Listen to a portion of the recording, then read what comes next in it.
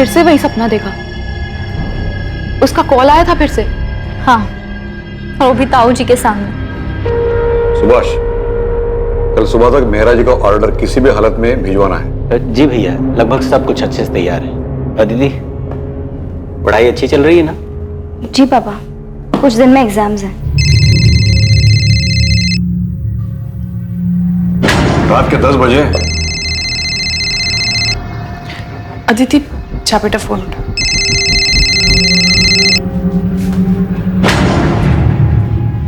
Hello hello. नहीं नहीं नहीं, कुछ नहीं चाहिए हमें। मैंने कितनी बार बोला है, और आप प्लीज इतनी रात को कॉल मत कीजिए।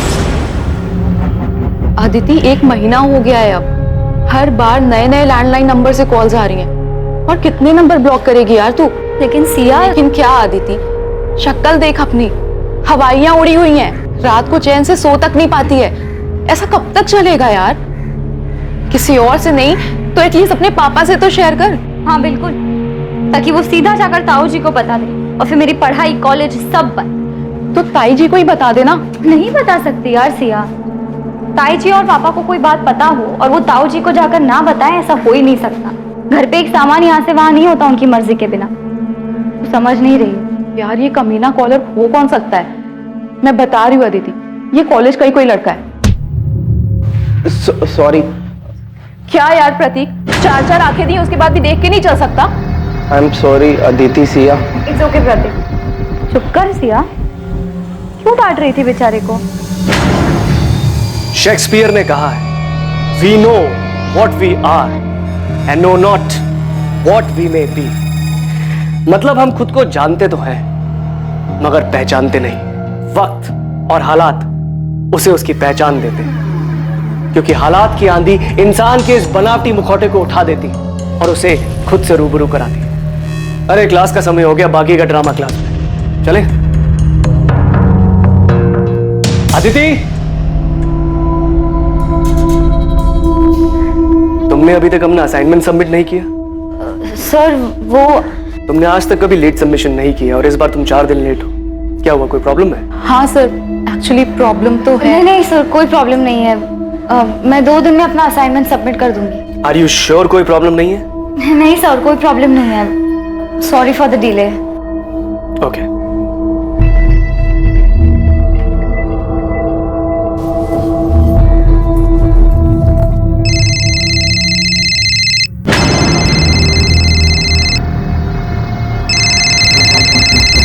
बेटा अदिति, फोन तो मेरा बजा, तुम क्यों चौंक गई?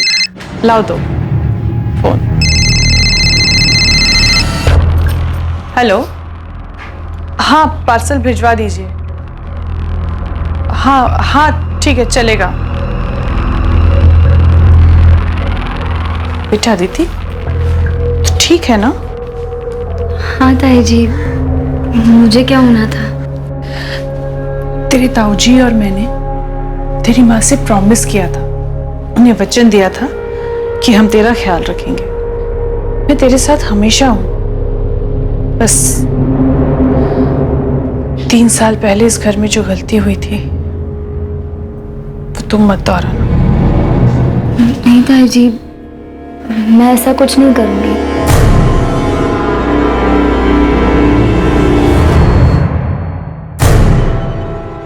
ठाकुर साहब मिले थे, वो अपने छोटे बेटे विकास के लिए लड़की ढूंढ रहे। आदिति के बारे में पूछ रहे थे, तो मैंने उन्हें आदिति की फोटो दिखाई जो उन्हें पसंद है। वो आदिति से मिलना चाहते हैं। पिछली बार जो कुछ भी हुआ उसके बाद ठाकुर साहब अभी भी अपने बेटे के लिए। पिछली बार जो हुआ उसे भूल जाओ ज्योति, जो सामने उसे देखो। हो सकता है ठाकुर खानदान से हमारा रिश्ता होना लिखा है और रिश्ता खुद चलकर आ रहा है। विकास अच्छा लड़का है, मुंबई में रहता है, अगले हफ्ते कानपुर आ रहा है। मिल लेगा आदित्य से।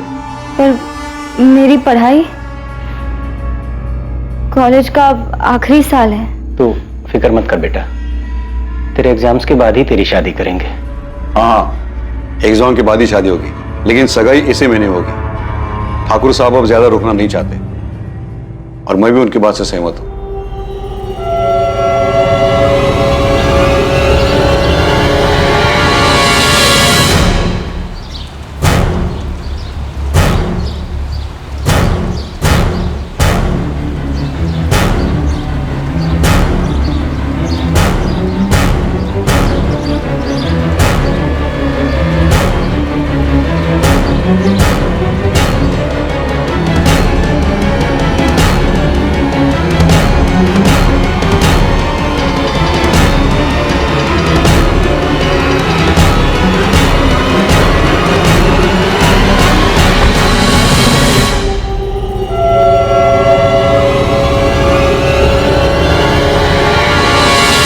तू जानती तो है ताऊ जी के साथ कोई बहस नहीं कर सकता।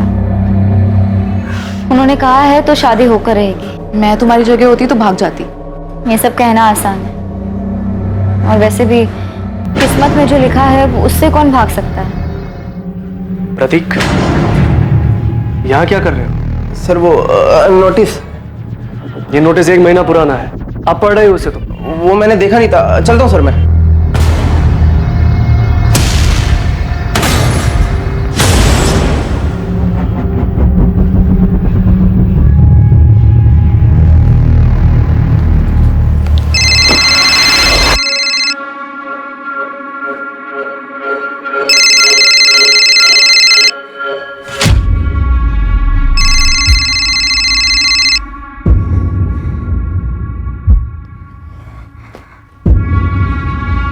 हेलो हेलो हेलो, कौन बोल रहा है? कुछ बोलते क्यों नहीं? क्यों परेशान कर रहे हो मुझे? अदिति, तुम सिर्फ मेरी हो। मैं तुम्हारी शादी किसी और से नहीं होने दे सकता। कौन हो तुम? हेलो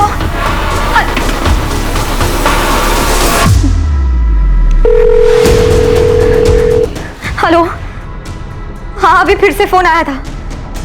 इस बार धमकी दे रहा था कि किसी और से शादी नहीं करने देगा। अब बहुत हो गया, इस बार कुछ ना कुछ तो करना ही पड़ेगा। मैं बाद में बात करती हूँ, बाय।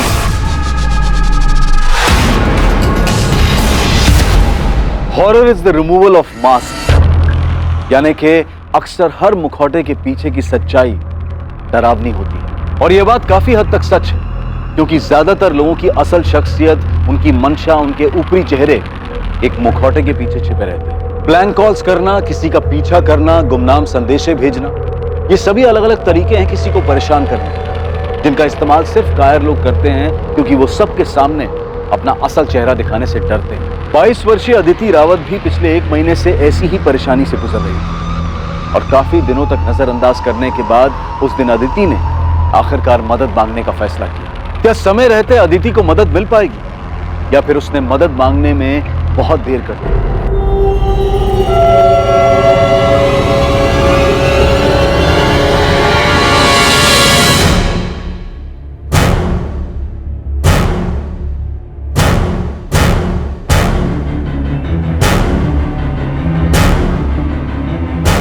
ताई जी, मैं चलती हूँ। ठीक है बेटा, संभल के जाना। Bye bye.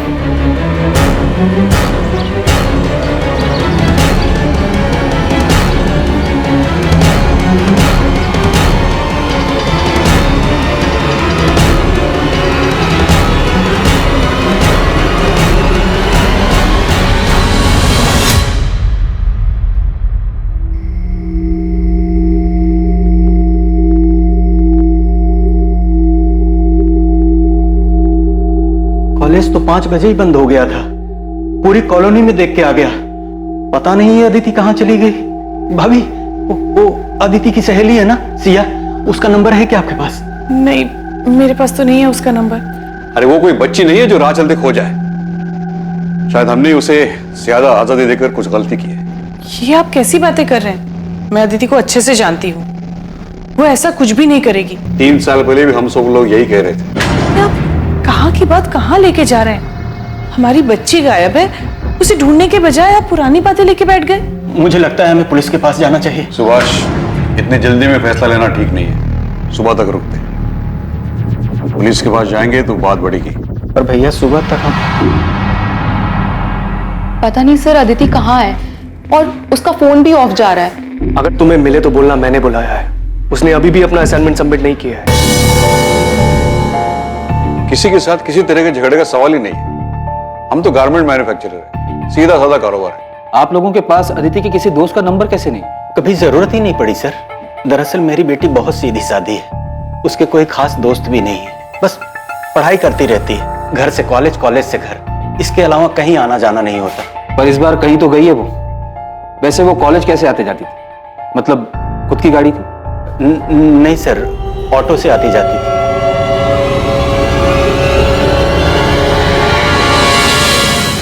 हम अदिति की फोटो आसपास के थानों में भेज रहे हैं। उसके कॉल रिकॉर्ड्स भी मंगवाए, जिससे पता चल जाएगा कि उसने लास्ट बात किससे की। कल 3 सितंबर को अदिति कॉलेज ही नहीं आई थी? जी नहीं, पिछले कुछ दिनों से ना वो थोड़ी सी परेशान लग रही थी। मैंने उससे पूछा भी था कि कोई दिक्कत है, उसने बताया ही नहीं। शायद उसकी दोस्त सिया को पता हो, शायद उसे कुछ बताया हो।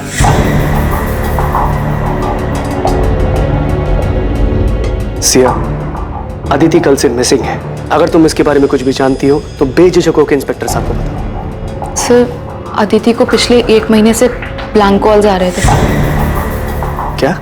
हाँ सर, और उसने इस बारे में अपने घर पे किसी को कुछ भी नहीं बताया था, क्योंकि उसके घर वाले बहुत पुराने ख्यालात के हैं। पर सिया, जब मैंने तुम लोगों से पूछा था कि ऐसी कोई दिक्कत है तो कम से कम मुझे तो बताना चाहिए था ना। सिया, कोई अंदाजा ऐसा कौन कर सकता है?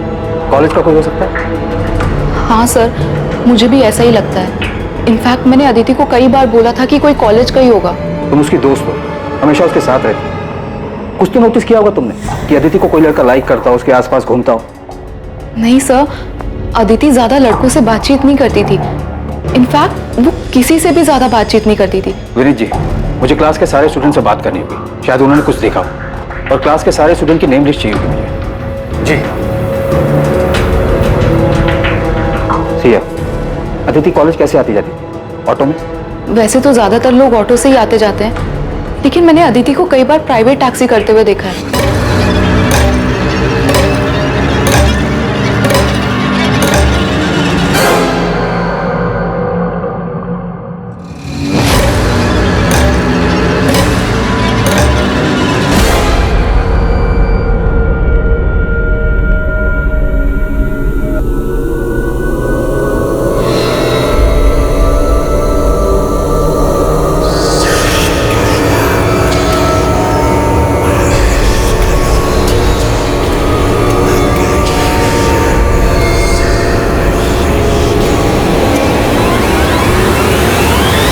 कोई उसे कॉल करके तंग कर रहा था तो उसे हमें बताना चाहिए था। मेरी गलती है, मैं ही शायद उसका ठीक से ध्यान नहीं दे पाया। मैंने देखा था जब भी उसका फोन बजता था वो चौंक जाती थी। मुझे लगा शायद वो अपनी। आप कह रहे थे कि आप अदिति की कॉल रिकॉर्ड्स निकलवाने वाले हैं, उससे कुछ पता चला? कॉल रिकॉर्ड कल तक आएंगे जगमोहन जी। तब तक हम आपके घर के आसपास चलने वाले ऑटो और टैक्सी वालों से बात कर रहे हैं, लेकिन अभी तक अदिति को किसी ने पहचाना नहीं है। वैसे अदिति की फ्रेंड सिया का कहना है कि वो अक्सर प्राइवेट टैक्सी से आती जाती है।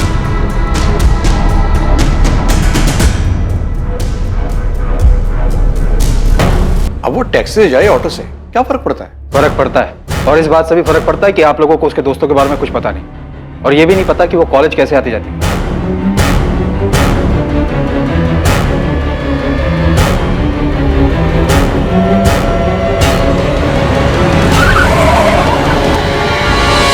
हमारी गलती है, पर वो ब्लैंक कॉलर वाली बात से मुझे बहुत डर लग रहा है। आप प्लीज मेरी बेटी को ढूंढ दीजिए। सर, अदिति राउत के कॉल रिकॉर्ड्स आ गए सर। और सर, अदिति के फोन पे आखिरी कॉल जिस नंबर से आया था वो फिलहाल स्विच ऑफ है, किसी शाहिद बेग का है, और दोनों में काफी बातचीत होती थी सर। शाहिद बेग?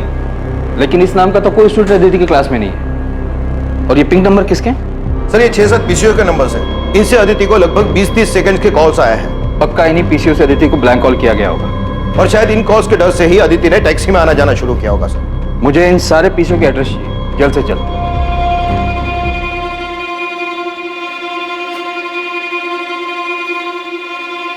सुभाष, मैं जानता हूं तुम पर क्या बीत रही है। मेरा रवैया सख्त है, इसका यह मतलब नहीं कि अदिति की मुझे परवाह नहीं। और मेरी भी तो बच्ची है। गलती मेरी है भैया, मैं उसे समझ नहीं पाया। उसकी मां की मौत के बाद मुझे उसका ज्यादा ख्याल रखना चाहिए, उसे बोलने तक का मौका नहीं दे। अगर ऐसा करते तो शायद वो उन ब्लैंक कॉल्स के बारे में बता देते। मैंने शायद उसे पहचानने में भूल कर दी, उस पर शक किया। मुझे लगा वो भी हमें धोखा देकर भाग गई, लेकिन मैं किसी भी हालत में उसे घर वापस लाकर ही रहूंगा। तब ये रोड का पीसीओ है। अब 4 घंटे पहले कौन आके गया मुझे याद नहीं है। हाँ साहब, सीसीटीवी लगवाया ना, आजकल क्या मालूम कब जरूरत पड़ जाए। ये तारीख है, इस टाइम के बीच के सारे सीसीटीवी फुटेज चाहिए मुझे सर। 6 पीसीओ में से सिर्फ 2 जगह सीसीटीवी, और सर एक पीसीओ से 21 अगस्त को कॉल आया था अदिति को रात को 11:15 बजे, और दूसरे पीसीओ से 31 अगस्त को कॉल आया था रात को 10:35 पर। आई होप हमें वो कॉलर दिख जाए।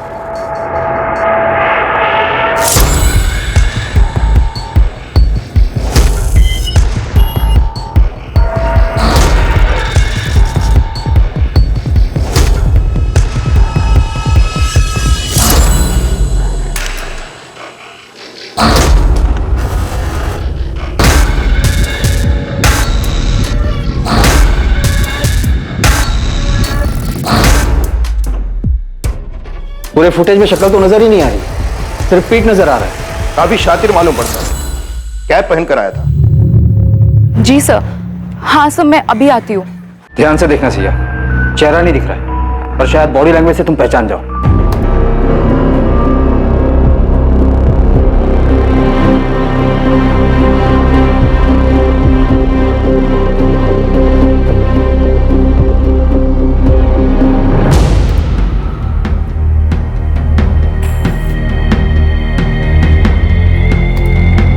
सर ये आदमी बार बार अपनी रिस्ट वॉच एडजस्ट कर रहा है। सर ये आदत तो ये आदत हमारे प्रोफेसर विनीत की है। मैं कॉलेज का प्रोफेसर हूँ, कोई सड़क छाप रोमियो नहीं हूँ। आपको क्या लगता है मैं एक लड़की को ऐसे परेशान करूंगा? सर आप लोग गलत कर रहे हैं, मैंने कुछ भी नहीं किया, फिर आप मुझे कैसे लेकर आ सकते हैं? तुम्हारे फोन के लोकेशन डिटेल्स देखे हमने। अदिति को जिस पीसीओ से जिस टाइम पर ब्लैंक कॉल किया गया, उसी जगह उसी टाइम तुम्हारा फोन भी मौजूद था। सर ऐसा हो ही नहीं सकता, मैं हमेशा अपना फोन घर पे। मैकबेथ अपने राजा के प्रति बहुत वफादार, पर लेडी मैकबेथ के कहने पर उसके मन में भी राजा बनने के ख्वाब जाग गए। फिर क्या था, उसके एक वफादार मुलाजिम होने का मुखौटा गिर गया और खुद अपने हाथों से उसने अपने राजा को मार डाला। अब सोचने वाली बात यह है कि शायद मैकबेथ को यह खुद नहीं पता था कि उसके वफादारी के मुखौटे के पीछे एक दगाबाज शख्स है। इंसानी फितरत का कोई भरोसा नहीं होता, कभी कभी चेहरे के पीछे की असलियत बहुत भयानक होती है। क्लास का टाइम हो गया, अगली बार नेक्स्ट एक्ट पढ़ के आइएगा, वो डिस्कस करेंगे। एक्सक्यूज मी सर, मुझे नहीं लगता मैकबेथ ने कोई मुखौटा पहना था। इंसान खुद को ही ना पहचान सके, ऐसा कैसे हो सकता है? मुझे लगता है मैकबेथ ने ये सब उसकी बीवी के प्रभाव में आकर किया था। फाइनली इस क्लास में कोई तो है जो लिटरेचर में दिलचस्पी लेता है, वरना बाकी सब तो उल्लू की तरह ताकते रहते हैं। और रहा ताल्लुक तुम्हारे सवाल का, तो ये सवाल तुम अपने आप से पूछो। पिछले 1 साल में पहली बार तुमने मुझसे आके कोई सवाल किया है? क्या तुमने कभी ये सोचा था कि तुम सामने से आकर मुझसे शेक्सपियर डिस्कस करोगी? शायद ऐसी भी कोई अदिति है जिसे हम क्या तुम खुद नहीं जानती। वो बहुत शांत स्वभाव की थी, बाकियों से बिल्कुल अलग। मैं उसे करीब से पढ़ना चाहता था, जानना चाहता था। उसकी सादगी मुझे भाने लगी थी। वही मीठी आवाज सुनने के लिए मैं उसे ब्लैंक कॉल्स किया करता था, मगर कभी हिम्मत नहीं हुई उसे बताने की। फिर इस बीच मुझे पता चला कि उसकी शादी की बात चल रही है। अदिति अभी सिर्फ तू 22 साल की है, इतनी जल्दी शादी कौन करता है? और तूने कुछ बोला नहीं? तू जानती तो है ताऊ जी से कोई बहस नहीं कर सकता, उन्होंने कहा है तो शादी होकर है। ये सुनकर मुझे बहुत गुस्सा आया। वो ऐसे कैसे किसी और के साथ शादी कर सकती थी? इसलिए उस दिन मैंने उसे कॉल करके पहली बार बात की। अदिति, तुम सिर्फ मेरी हो, मैं तुम्हारी शादी किसी और से नहीं होने दे सकता। तेरी लव स्टोरी में कोई इंटरेस्ट नहीं मुझे। ये बता अदिति कहाँ है? क्या किया तूने उसके साथ? सर मैंने उसके साथ में कुछ नहीं किया है। चुपचाप सच बता दे। अब लेक्चर खत्म, प्रैक्टिकल शुरू होगा जिसमें सिर्फ सच बाहर आएगा। शंभू। जी सर। शुरू हो जा। किसी पे भरोसा ही नहीं कर सकते यार। I mean, प्रोफेसर विनीत जैसे पढ़े लिखे लोग ऐसी हरकत कर सकते हैं? हाँ, कौन असल में क्या है ये तो कोई नहीं बता सकता। बेचारी अदिति, एक तो पहले ही उसके घर में इतनी ज्यादा प्रॉब्लम थी और अब ये ब्लैंक कॉल्स का चक्कर आके उसके सर पड़ गया। तुझे अंदाजा भी नहीं होगा यार कि उसके घर वाले हर बात को लेके कितनी रोक टोक करते थे। मैंने क्या किया पापा? जीन्स पहनने में क्या गलत है?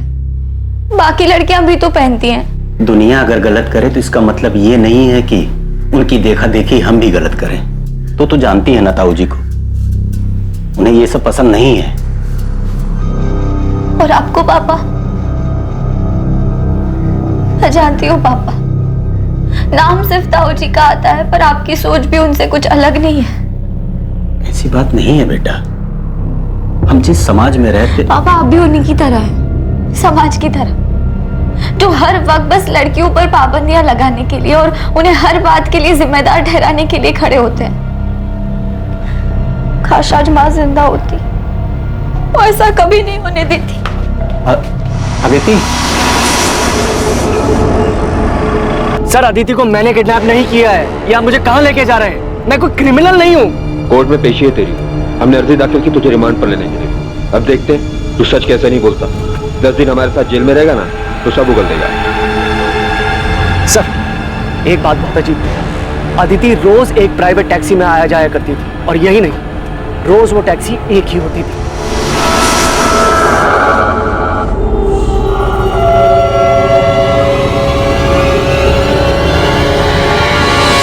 प्राइवेट टैक्सी, मालिक सबका एक है। देख प्रोफेसर, तू बच्चों को भले ही कुछ भी पढ़ाता हो या हमें पढ़ाने की कोशिश मत करना। सर मैं सच बोल रहा हूं। अक्सर कॉलेज खत्म होने के टाइम पर मैं गेट पे खड़ा रहता था अदिति को जाते हुए देखने के लिए।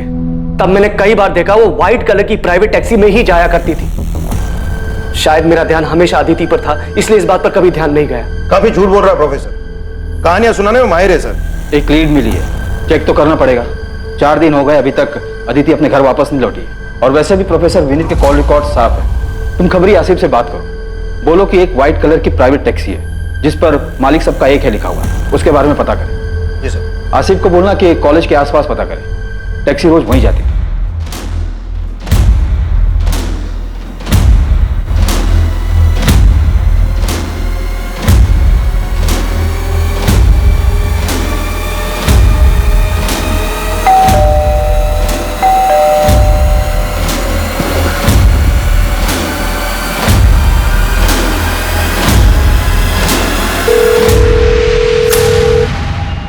हेलो, आप कहाँ हैं?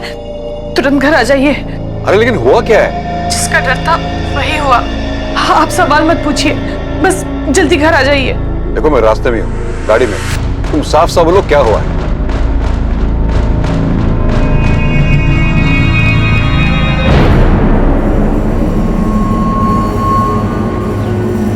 सर ये गंगा शंकर टैक्सी मालिक। पर ये टैक्सी मेरी है, लेकिन मैं इसे किराए पर देता हूँ। इसका ड्राइवर शाहिद बेग। शाहिद बेग? कहाँ मिलेगा ये शाहिद बेग? अब ये तो पता नहीं। 3 सितंबर को आया था यहाँ, टैक्सी की चाबी वापस कर रहे हैं हमेशा के लिए। सेठ जी आपकी चाबी। ऐसे अचानक क्या हुआ? कोई दिक्कत है? नहीं सेठ जी, मैं सब कुछ और करना चाहता हूँ, यहाँ से दूर। दूर मतलब अपने गांव जा रहे हो? नहीं, मुंबई। ये बोलकर वो चला गया और उसके बाद मेरी उससे कोई बातचीत नहीं हुई सर। शाहिद का कोई एड्रेस है आपके पास? शायद वहां से कुछ पता चले। हाँ, शाहिद जिस बस्ती में रहता है वहां का एड्रेस है मेरे पास। सर अदिति के फोन पे आखिरी कॉल किसी शाहिद बेग का ही था। ये वही होगा, नंबर क्रॉस चेक करो। अदिति और शाहिद में देर रात तक लंबी बातें होती थी, पर यह समझ में नहीं आ रहा है कि अदिति एक टैक्सी ड्राइवर से इतनी क्यों बात करेगी। सब ये रहा शाहिद का पता हुआ, उसका फोन नंबर।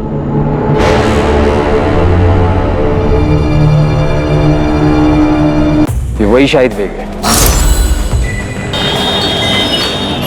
सर ये बालक यहीं शाहिद रहता था। 2 साल पहले उसने ये घर मुझसे किराए पे लिया था। आइए।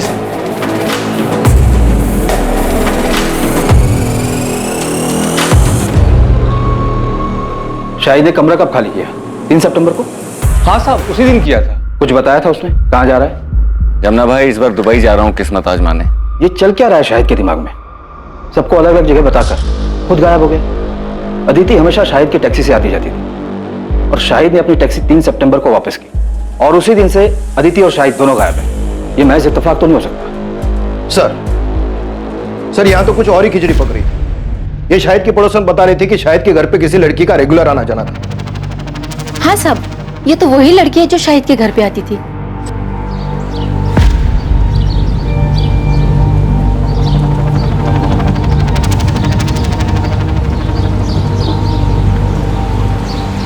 सब ये लड़की का और शाहिद का चक्कर चल रहा था।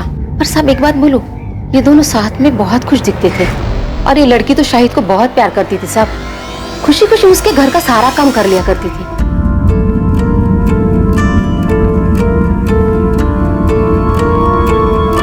क्या कर रहे हो?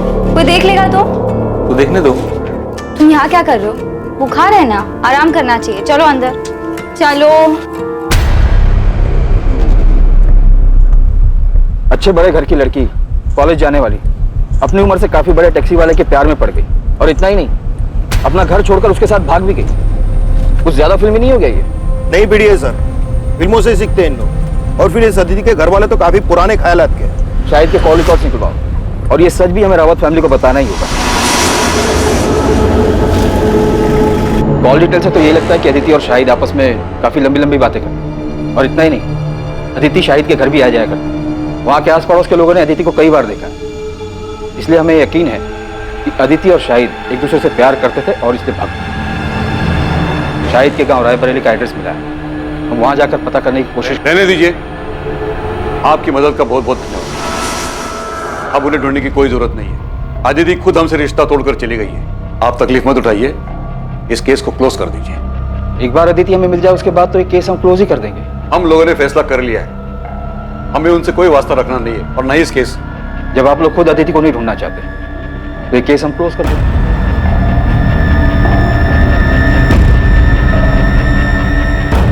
अदिति का मिसिंग केस अचानक ही एक अनदेखे मोड़ पर आकर थम गया।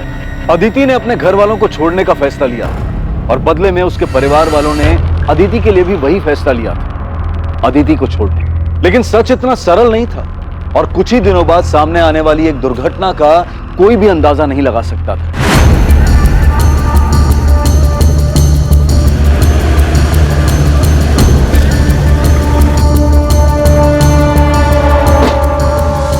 सर इस तरफ आइए, दिखाता हूं आपको।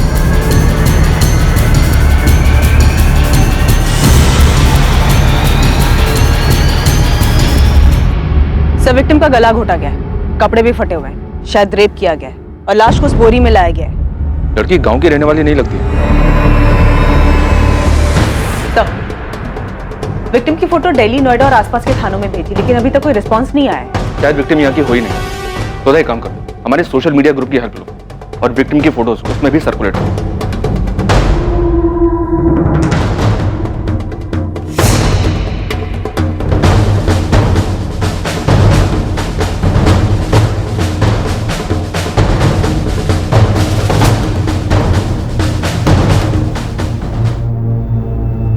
सोनाली, अरे कहाँ हो भाई, लेट हो रहा है यार, मुझे जल्दी लाओ। हाँ बस 5 मिनट, आपका टिफिन रेडी है।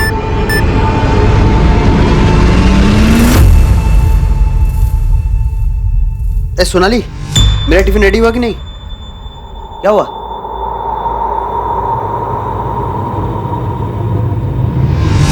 डेथ गला दबाने की वजह से हुई है। रेप?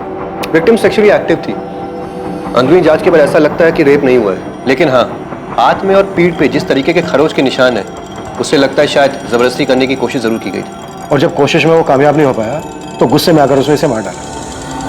डॉक्टर, इसका मर्डर कब हुआ होगा? लगभग 24-25 घंटे पहले। 24-25 घंटे पहले, मतलब 11 सितंबर की रात को।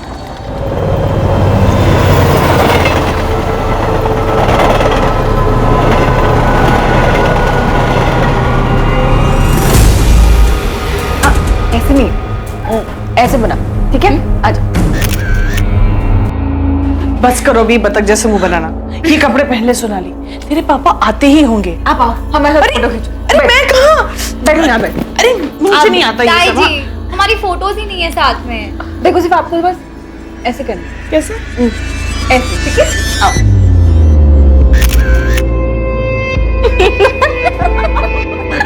बहुत शैतान हो गया तुम। अगली बार ना आप ताई जी के लिए भी ऐसी ड्रेस लेके आना। चुप बेशरम। आओ, एक और फोटो।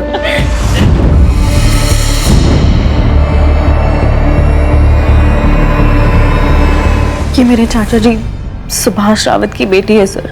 हमारा घर कानपुर में है। अदिति वहीं रहती थी। आपने अपनी फैमिली को इन्फॉर्म कर दिया? नहीं सर, हिम्मत नहीं उन्हें फोन करने की। पिछले 3 सालों से कोई बातचीत नहीं है हम लोगों के बीच में, क्योंकि मैंने भागकर भानु से शादी की थी। वो आखिरी बार था जब मैंने उसे देखा था। आप हमें अपना कानपुर का एड्रेस दे दीजिए और अपने घर वालों के फोन नंबर्स, हम इन्फॉर्म कर देंगे।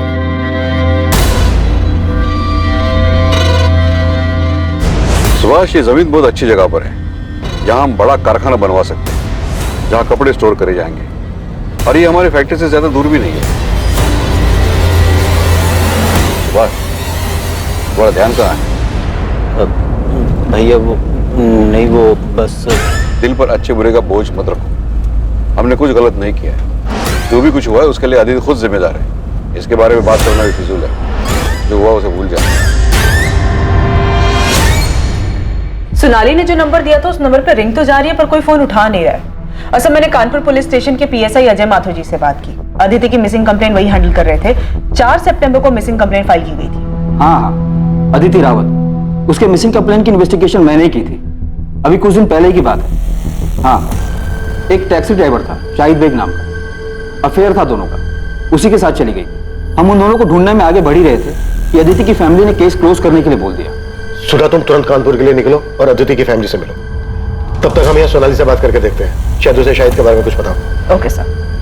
सर, ये अदिति और शाहिद की जोड़ी थोड़ी अजीब नहीं है? अदिति एक अमीर लड़की है, शाहिद एक टैक्सी ड्राइवर।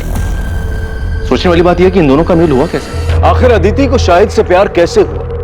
उन दोनों में आखिर क्या मेल हो सकता था? इंसान के मन मंशा की कोई वजह नहीं होती। इस प्रेम कहानी में भी कुछ ऐसा ही हुआ।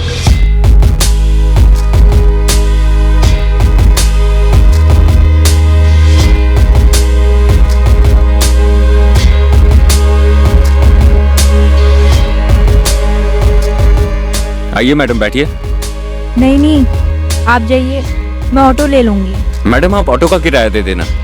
बहुत देर से देख रहा हूँ, दूर दूर तक कोई ऑटो नहीं है। आप ऐसे ही धूप में खड़ी हैं। आपको भी ऑटो का इंतजार नहीं करना पड़ेगा और मुझे भी सवारी मिल जाएगी। बैठिए ना।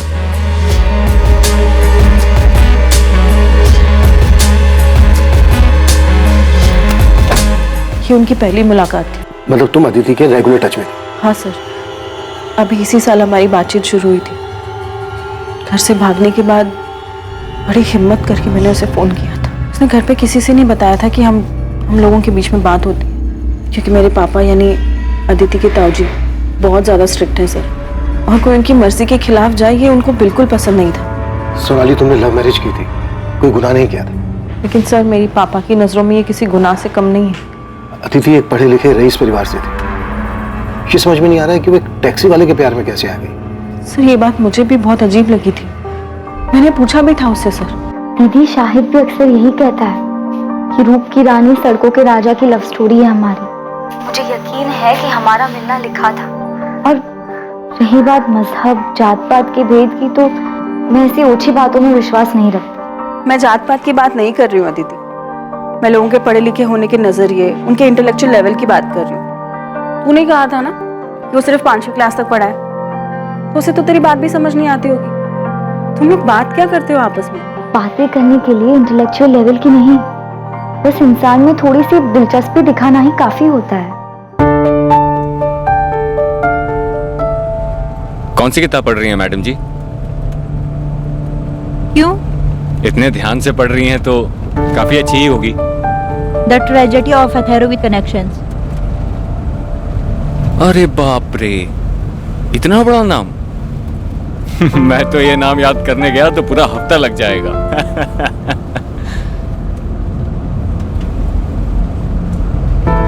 मुझे भी किताबें पढ़ने का शौक था बचपन में, लेकिन वो अरमान कभी हकीकत नहीं बन पाया। क्यों? अब्बा का इंतकाल हो गया था बचपन में। इससे पहले कि कुछ समझ पाता, कंधे से स्कूल बस्ता हटाकर सर पे बोझ डाल दिया गया। घर चलाने के लिए अम्मी की मदद करनी थी, तो तब से लेकर अभी तक वही करता चला आ रहा हूँ।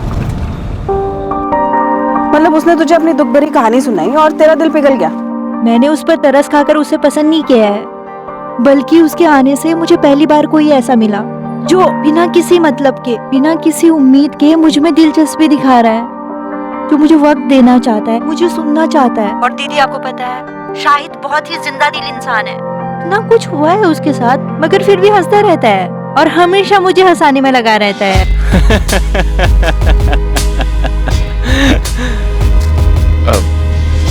सॉरी मैडम, वो एक बात याद आ गई।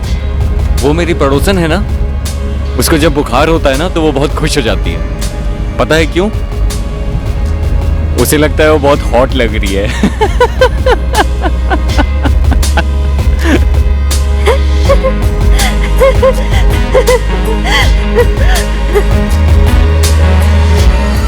टैक्सी में आते जाते दोनों के बीच प्यार हो गया और बात यहाँ तक आगे बढ़ गई कि दोनों ने भागकर शादी कर ली। सर, यही बात मुझे भी परेशान कर रही थी और मुझे नहीं लगा था वो घर से भागकर शाहिद से शादी कर लेगी। क्यों? ऐसा क्या हुआ?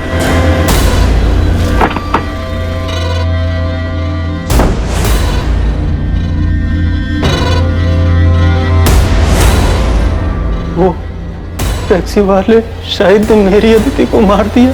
इन्वेस्टिगेशन चल रही है सुभाष जी, लेकिन एक और पॉसिबिलिटी ये है कि शायद शाहिद को भी मार दिया गया होगा। लेकिन मुझे पूरा यकीन है कि उसी कमीने ने आदित्य को मारा होगा।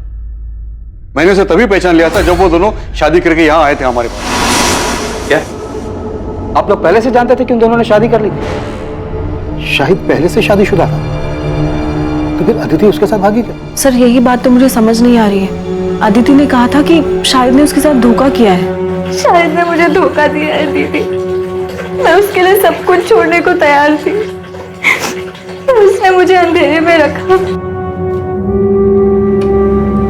छोड़ो, काम करने दो। सारा सामान यहाँ वहाँ फेंक कर रखा है, इसीलिए बीमार पड़े थे तुम। हाँ तो ये बीमारी की तो मेहरबानी है जो तुम मेरे गरीब खाने में आई। हाँ बस हाँ, अब ठीक से सफाई करने दो। ठीक से साफ सफाई नहीं होगी तो वापस बीमार पड़ जाओगे।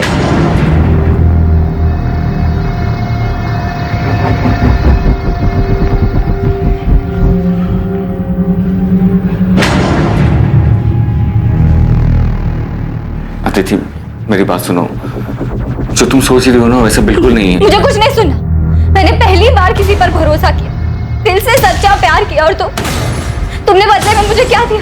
तुमने मेरा भरोसा तोड़ दिया। अदिति सुनो मेरी बात सुनो। अदिति अदिति पिछले 1 महीने से मेरी अदिति से बात नहीं हो पाई थी सर, इसीलिए इस सब के बाद उन दोनों के बीच क्या हुआ मुझे नहीं पता सर। पर अदिति की बातों से ये जरूर लगता था कि वो शाहिद से बहुत ज्यादा प्यार करती है। कौन सा प्यार? साफ साफ दिख रहा है कि उसने अपनी चिकनी चुपड़ी बातों में अदिति को फंसाया और भगाकर शादी करके ले आया हमारे पास। उसने सोचा कि शादी करेंगे तो हम कुछ बोलेंगे नहीं और वो घर जमाई बन के बैठेगा। कब आए थे यहाँ मिलने के लिए? गायब होने के 5 दिन पहले, मतलब 8 सितंबर को। जी, अदिति आशीर्वाद लेने आई थी शाहिद के साथ। मेरी तो कुछ समझ में नहीं आया, इसलिए मैंने तुरंत इन्हें फोन किया। देखो मैं रास्ते में हूँ, गाड़ी में, तुम साफ साफ बोलो क्या हुआ है? अदिति आई है शादी करके। मुझे तो कुछ समझ ही नहीं आ रहा था कि मैं क्या करूं। अदिति, ये सब क्या नाटक है? क्या चल रहा है? ये कौन है लड़का? जी मैं शाहिद बेग, टैक्सी चलाता हूँ। हम दोनों एक दूसरे से बहुत प्यार करते हैं और नई जिंदगी शुरू करने से पहले आप लोगों का आशीर्वाद चाहते हैं। मैं आपसे वादा करता हूँ कि मैं आपकी बेटी को बहुत खुश रखूंगा। पापा प्लीज एक बार मेरा साथ दे दीजिए पापा। सच में शाहिद से बहुत प्यार करती हूँ। इतना बड़ा कदम उठाने से पहले कम से कम एक बार तो बता देती। तेरे ताऊ जी को पता चला ना तो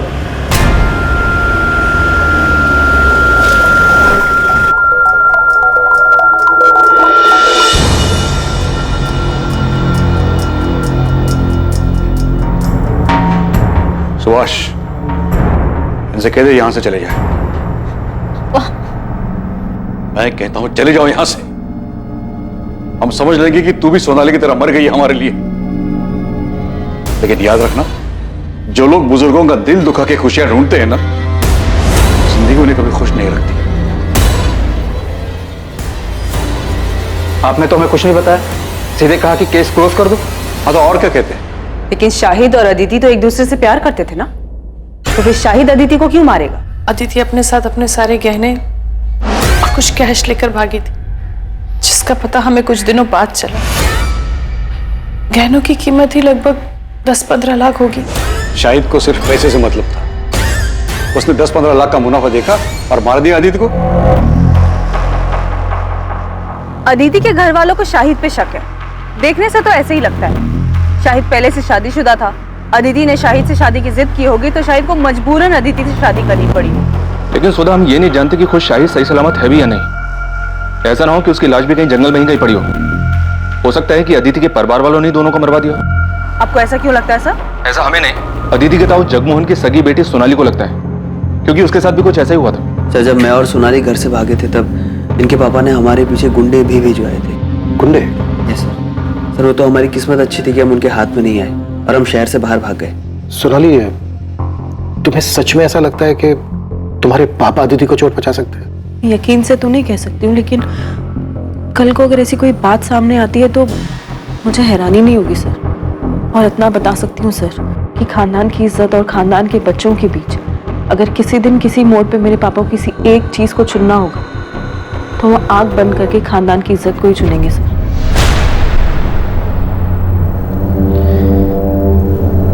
अदिति की बॉडी कल सुबह मिलेगी। अदिति ने भले ही अपने औलाद होने का फर्ज ना निभाया हो, लेकिन हम तो बड़े हैं, हमें अपना फर्ज निभाना ही होगा। उसका अंतिम संस्कार करना। इंसान वही होता है जो दूसरों की गलतियों से कुछ सीखे, लेकिन लाख समझाने के बावजूद भी अदिति ने वही गलती दोहराई। उसे वही मिला जो उसने बोया था।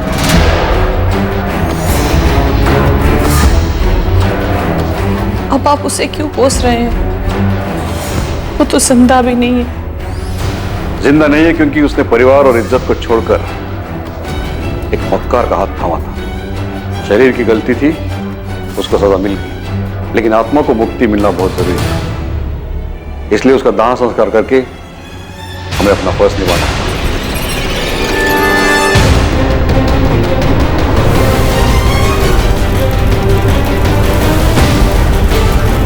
हमें सबसे पहले यह पता लगाना है कि इस वक्त शाहिद कहाँ है। क्या सबके पीछे उसी का हाथ है या फिर वो खुद एक विक्टिम? सर, जहां अदिति की लाश मिली उसी जंगल वाले एरिया में हम लोग शाहिद की डेड बॉडी को भी सर्च करें। शायद कोई जंगली जानवर उसे अंदर खींच कर ले गया।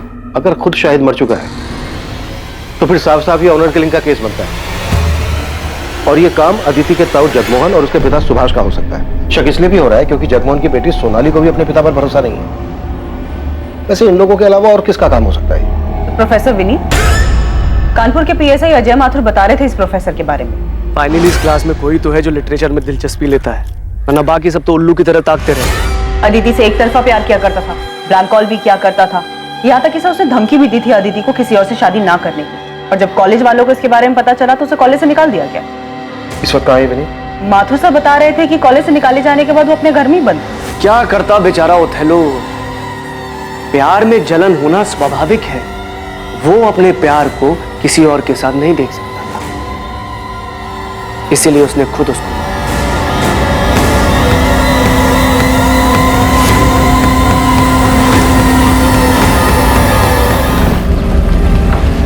नुसरत आपा, नुसरत आपा, ए नुसरत आपा।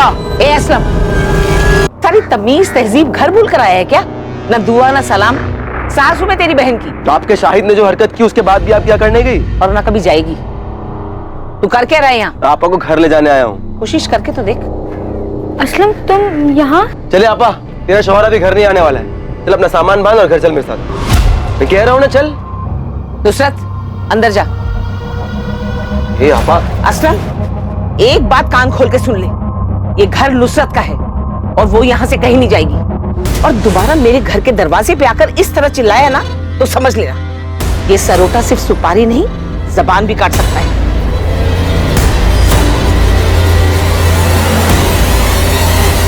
जंगल का एक भी कोना छूटा नहीं चाहिए, अंदर तक छान मारो। शायद अगर मर चुका है तो उसकी लाश यहीं कहीं जंगल में होनी चाहिए। मुझे रावत फैमिली कुछ ठीक नहीं लगती। अदिति के गायब होने के कुछ दिन बाद जब हमें अदिति और शाहिद के बारे में पता चला तो इन लोगों ने केस क्लोज करने के लिए बोल दिया। इनफैक्ट इस बात का जिक्र भी नहीं किया कि अदिति और शाहिद शादी करने के बाद उनके घर आए, और अब जब अदिति की डेड बॉडी मिली है तब इन लोगों ने बताया कि वो दोनों घर आए थे। मतलब आपको लग रहा है कि? हाँ, शक है। उस दिन शायद मामला हद से ज्यादा बिगड़ गया हो, कहासुनी भी हुई हो। वैसे भी अदिति की फैमिली काफी कट्टर ख्यालत की, खासकर उसके ताऊ जी जगमोहन रावत।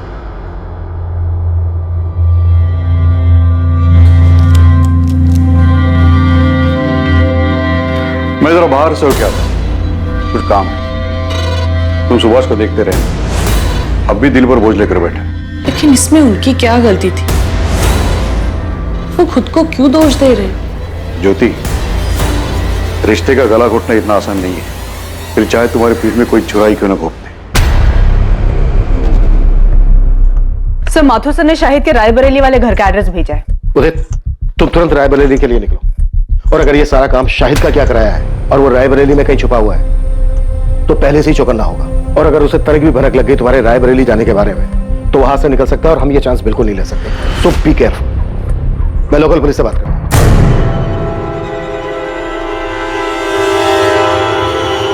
अम्मी, आप मानिए या ना मानिए, लेकिन सच यही है, कि आपकी जिद की वजह से मैंने नुसरत से निकाह किया।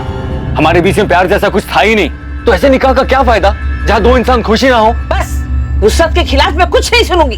अम्मी मैं चुप कर, बेहया कहीं की, कैसी बेशर्म लड़की है। अरे शादी का इतना ही शौक था तो जाके अपने माँ बाप से बोलती ना। जवान है, सुंदर है, और कौन सी तेरी उम्र निकली जा रही है जो तूने मेरे शादीशुदा बेटे को फंसा लिया। अम्मी, ये लड़की अपने घर के ऐशो आराम को छोड़कर मेरे साथ आई क्योंकि मुझसे सच्चा प्यार करती है ये, और मेरे लिए बहुत मायने रखता है। और शायद मैं आपके लिए कोई मायने नहीं रखती। बस नुसरत, इस बेगैरत के लिए आंसू बहाने की कोई जरूरत नहीं है। शाहिद, आज तुझे फैसला करना होगा। या तो इस लड़की को छोड़कर तू इस घर में हमेशा के लिए वापस आ जा, या इस घर को छोड़ दिया। अम्मी चल, आपकी जबरदस्ती की वजह से मैंने नुसरत से निकाह किया। हमारे बीच में प्यार जैसा कुछ था ही नहीं।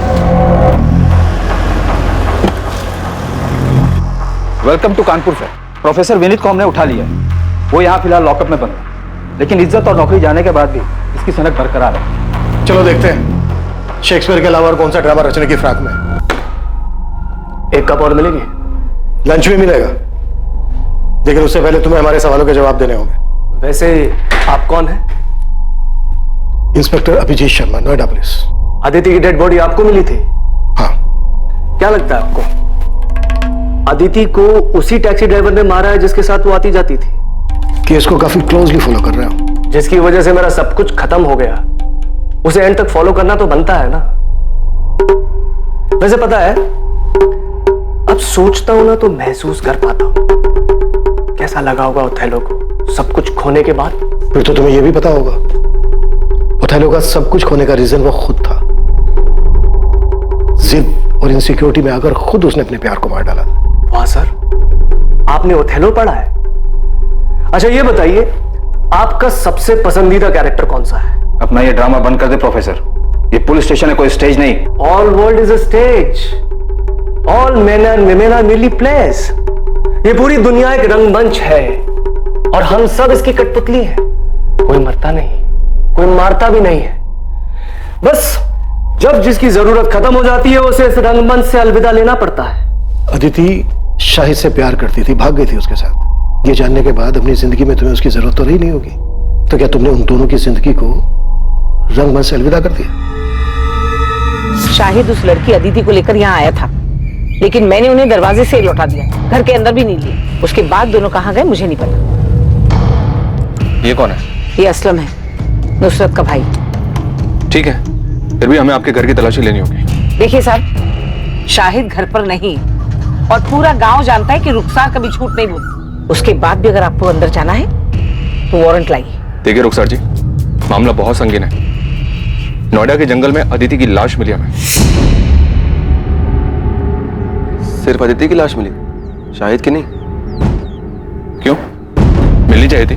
असलम क्या बकवास कर रहे हो? अरे मैं तो सिर्फ ऐसे ही पूछ रहा हूँ, वो दोनों साथ में गए थे इसलिए। साहब शाहिद कहाँ है? हम वही तो पता लगाने की कोशिश कर रहे हैं। अब या तो शायद अदिति को मार के गायब हुआ है, या फिर शायद वो खुद भी जिंदा नहीं है।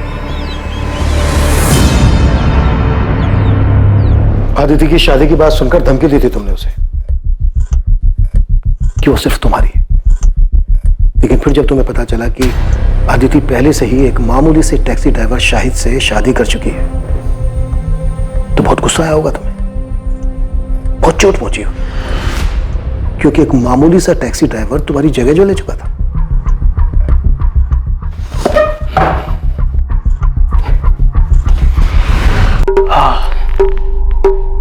लीजिए, अब मैंने आपकी जगह ले ली, आपकी कुर्सी पर बैठा हूं, तो आप मेरा खून करना चाहते हैं?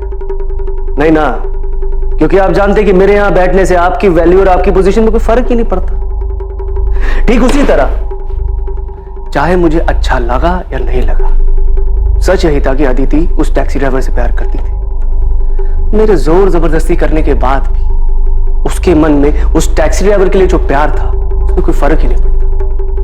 इसलिए जगह ले ली नहीं ले ली ये सब बकवास है। एक बार को तो तूने सोचा होगा कि अदिति पढ़ी लिखी लड़की है, उसका और तेरा इंटेलेक्चुअल लेवल मैच करता है, और दूसरी तरफ वो टैक्सी ड्राइवर शाहिद जिसका अदिति के साथ कोई मेल नहीं था। आपको लगता है कि मैं इंटेलेक्चुअल हूं और वो टैक्सी ड्राइवर गवार है? सर, ये सिर्फ एक मुखौटा है जो अंदर के असली चेहरे को छुपा देता है। बात को गोल गोल घुमाने से मुद्दा नहीं बदल जाता प्रोफेसर। जो बात है सच सच बता दे, वरना इसी लॉकअप के अंदर एक एक करके तेरे चेहरे से सारे मुखौटे उतार देंगे हम। मुखौटा पहले उनका उतारिए जो खानदानी और इज्जतदार होने का दावा करते हैं, और फिर उसी शान की आड़ में अपनों की ही बलि चढ़ा देते हैं। अदिति का मर्डर उसकी फैमिली का है? नहीं, मैंने ऐसा तो नहीं कहा, लेकिन लगता है आपके मन में उनके लिए शक है, तभी सबसे पहले उनका ख्याल आया। वैसे आपको उस टैक्सी ड्राइवर की फैमिली पर भी शक होगा। जरा सोचिए ना सर, अगर मोहब्बत की दुश्मनी फैमिलीज ना होती तो ये दुख भरी प्रेम कहानियां अमर कैसे हो पाती?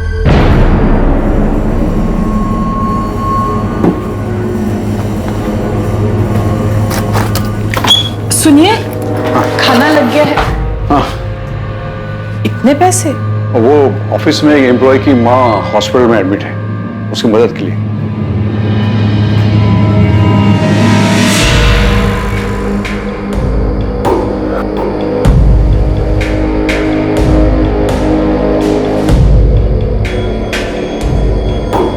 नुसरत, भूल जा उसे। ये मान ले कि मेरा बेटा कभी तेरे लायक था ही नहीं।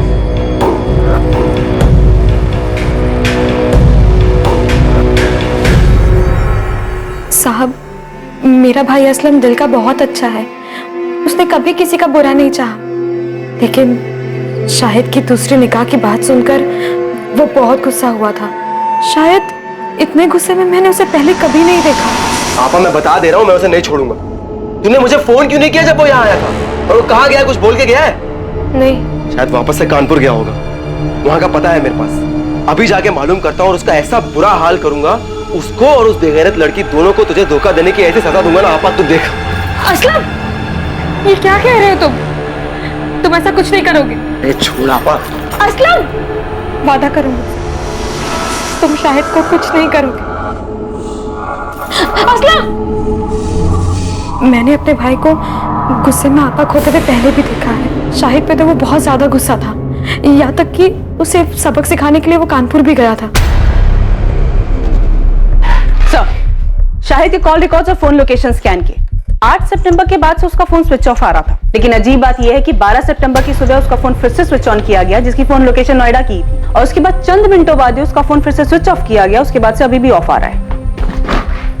अदिति का मर्डर हुआ था 11 सितंबर की रात को, तो मर्डर के बाद शाहिद का फोन क्यों ऑन हुआ होगा? तो कहीं प्रोफेसर विनीत का इशारा सही तो नहीं था? मतलब शाहिद और अदिति किसी मुसीबत में थे, शायद किसी की गिरफ्त में, जहां पर अदिति का मर्डर हुआ, और शाहिद किसी तरह से अपनी जान बचाकर भागा और उसने अपनी जान बचाने के लिए फोन ऑन किया होगा। लेकिन इसके पहले कि शाहिद कॉल करता वो पकड़ा गया, और इसकी वजह से उसका फोन अभी तक बंद आ रहा है। ये काम अदिति के ताऊ जगमोहन या फिर शाहिद के साले असलम का हो सकता है। एक बात समझ में नहीं आ रही है, अदिति और शाहिद कहीं भी जा सकते थे, लेकिन ये नोएडा ही क्यों है? क्या नोएडा में इनका कोई है? तो अदिति का तो पॉसिबल नहीं है, पर शायद शाहिद का कोई दोस्त या रिश्तेदार यहाँ नोएडा में रहता हो, जिसकी मदद से वो दोनों यहाँ पे आए। शाहिद के कॉल रिकॉर्ड से एक बार फिर से स्कैन करो, देखो फोन बंद होने से पहले उसने नोएडा के किसी नंबर पर बात की थी क्या? शाहिद का फोन ऑफ होने से पहले उसकी उस पूरे हफ्ते सिर्फ 5 नंबर पे बात हुई है, इन 5 नंबर पर। शायद इनमें से कोई नोएडा में रहता हो। अच्छा, शाहिद की लास्ट बात 443790 पर हुई है। मैंने इस नंबर के कॉल रिकॉर्ड्स मंगवाए। इस नंबर पर डायरेक्ट बात करो, शायद इसको पता हो कि शाहिद और अदिति के साथ क्या हुआ। हेलो, आप कौन? मैं असिस्टेंट सब इंस्पेक्टर सुधा अवस्थी बोल रही हूँ। जी जी मैडम, मैं मनोज गोयल बोल रहा हूँ। क्या आप नोएडा में रहते हैं? जी हाँ मैडम, मैं नोएडा में ही रहता हूँ। शाहिद बेग को जानते हो? जी हाँ मैडम, मैं जानता हूँ शाहिद बेग। शाहिद बेग गायब है। उसके फोन से जो 8 सितंबर को लास्ट कॉल किया गया था, वो आपके नंबर पे किया गया था। मयूरी बाग पुलिस स्टेशन आ जाइए, आपसे बात करें। अरे साहब, आप लोग ये क्या कह रहे हैं? मैंने कुछ नहीं किया है। असलम, छूट नहीं हमसे, समझा?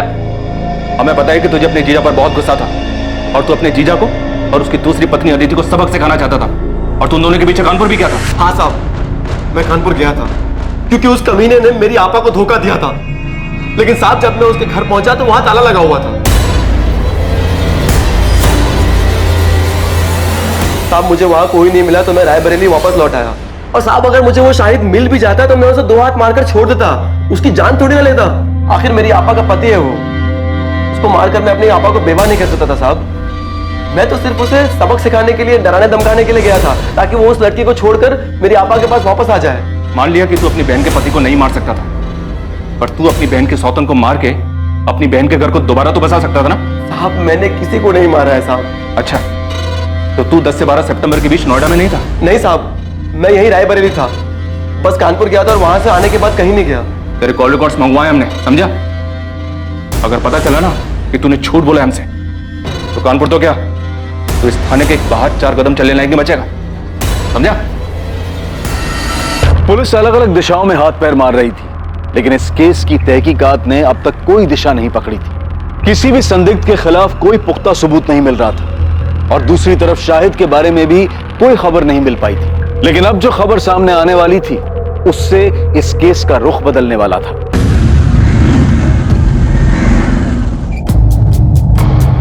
सर, मैं भी रायबरेली से ही हूँ। नोएडा में पिछले 8 सालों से रह रहा हूँ। शाहिद मेरे बचपन का दोस्त है। क्या तुम ये भी जानते हो कि शाहिद एक लड़की के साथ भाग कर यहाँ नोएडा आया था? जी सर, जानता था। और ये भी जानता हूँ कि उस लड़की का नाम अदिति है। 12 सितंबर को हमें अदिति की डेड बॉडी। क्या डेड बॉडी? शाहिद का डर सही नहीं। शाहिद अदिति के साथ ऐसा नहीं कर सकता। वो दोनों एक दूसरे से बहुत प्यार करते थे। उन दोनों ने शादी भी की थी, पर उनके घर वालों ने मानने से इनकार कर दिया, तो उसने मुझे फोन किया। उसे कुछ पैसे और रहने के लिए जगह चाहिए थी। देख, अभी मेरे पास ना सिर्फ 5000 रुपए हैं। मैं तेरे अकाउंट में ट्रांसफर कर रहा हूँ। तुम दोनों टिकट कराओ और इधर नोएडा आ जाओ। बाकी इधर मिलकर सोचते हैं, ठीक है? देख, अगर तू कह रहा है ना कि अदिति के घर वाले कुछ भी कर सकते हैं, तो तेरा कानपुर छोड़ने का फैसला बिल्कुल सही है।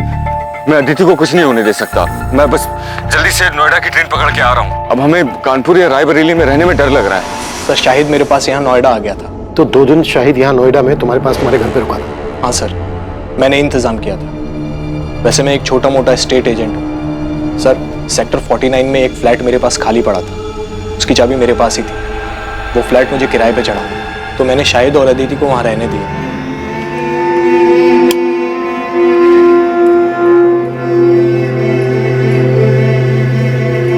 भाई, घर ज्यादा बड़ा तो नहीं है, लेकिन तुम लोग अपनी गृहस्थी बसा सकते।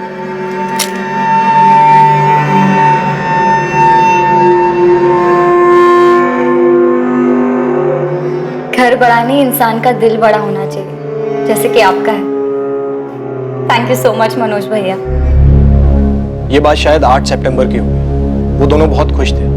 मैं चाबी देके वहां से निकल गया और शाहिद ने मुझे बताया था कि वो अपना फोन ऑफ रखेगा, तो मेरी इस बीच उससे कोई बात नहीं हुई। 2 दिन बाद 10 तारीख को जब मुझे वक्त मिला, तो मैं उनका हाल चाल लेने के लिए वहां पहुंचा।